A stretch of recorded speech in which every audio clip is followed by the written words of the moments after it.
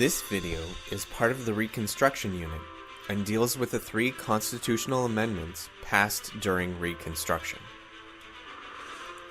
What is a constitutional amendment?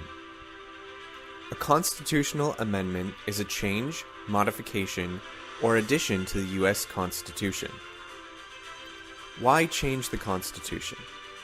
The Constitution is the supreme law of the land. Any law that does not match the Constitution will be challenged in the Supreme Court and declared unconstitutional. Constitutional amendments are more permanent in nature than laws. Congress passed a Civil Rights Act to favor African Americans. But fearing that it would be challenged in court, Congress passed the 14th Amendment, which was later ratified by the states. Amendment 13. Section 1. Neither slavery nor involuntary servitude, except as a punishment for crime, whereof the party shall have been duly convicted, shall exist within the United States or any place subject to their jurisdiction. Section 2. Congress shall have power to enforce this article by appropriate legislation. In this way, the 13th Amendment abolishes slavery and involuntary servitude. The 13th Amendment abolished slavery and involuntary servitude in all states, except as a punishment for a crime.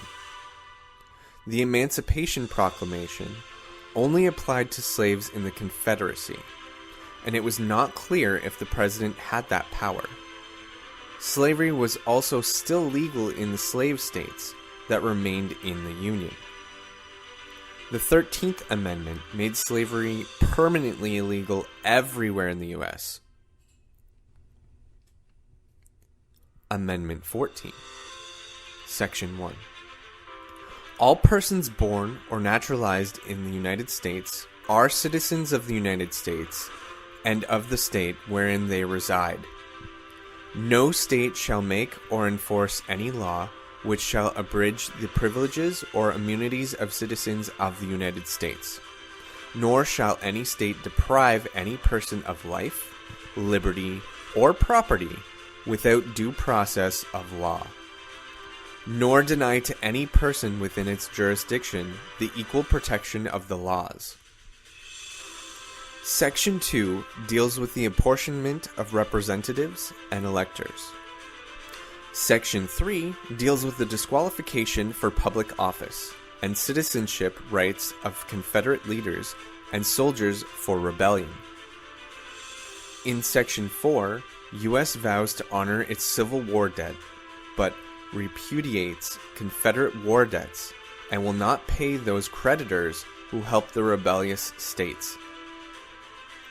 Section 5 gives Congress the power to enforce all the previous clauses. The 14th Amendment deals with citizenship and citizens' rights. Who is considered a citizen of the United States? All persons born or naturalized in the United States are considered citizens of the United States and of the state where they live. Are freed men and women now considered citizens? Yes. Do you remember Justice Taney from the Supreme Court? In the Dred Scott case, the court determined that slaves were property and not citizens, and therefore had no rights, not even to sue in court. The 14th Amendment reversed that decision. Former slaves were now citizens of the United States and gained civil rights under the Constitution. What is the due process of law? The principle that an individual cannot be deprived of life, liberty, or property without appropriate legal procedures and safeguards. What is the equal protection of the law? the principle that recognizes equality of all citizens before the law, and prevents government from discriminating against groups or individuals. The 14th Amendment recognizes all those born or naturalized in the United States as U.S. citizens, granting them civil rights and safeguards, such as the due process of law, which sets legal procedures and prevents government from acting arbitrarily to deprive citizens of life, liberty, or property, and the equal protection of the law, which focuses on legal equality of citizens and prevents government from discriminating against a group or individual.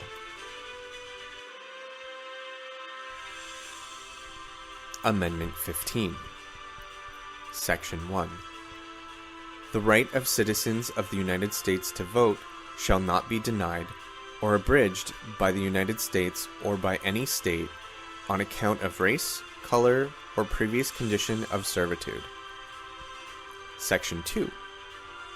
The Congress shall have the power to enforce this article by appropriate legislation. The 15th Amendment deals with voting rights. The 15th Amendment protected the rights of African Americans to vote. African Americans went to the polls, and many African Americans were elected to state houses and the United States Congress. But did women get the right to vote as well? No. The language of the 15th Amendment includes as conditions race, color, and condition of servitude, but not gender. Women would only get the right to vote in 1919 when the 19th Amendment was passed. American Indians did not receive U.S. citizenship, civil or voting rights at this time. To finish, let's review the Reconstruction constitutional amendments. 13th Amendment. Abolishes slavery and involuntary servitude everywhere in the United States except in the case of a punishment for a crime. 14th Amendment. Citizenship is granted to U.S. born and naturalized citizens. Citizens have the right to a due process and the equal protection of the law. 15th Amendment. The right to vote cannot be abridged or denied by government on the basis of race, color, or former condition of servitude.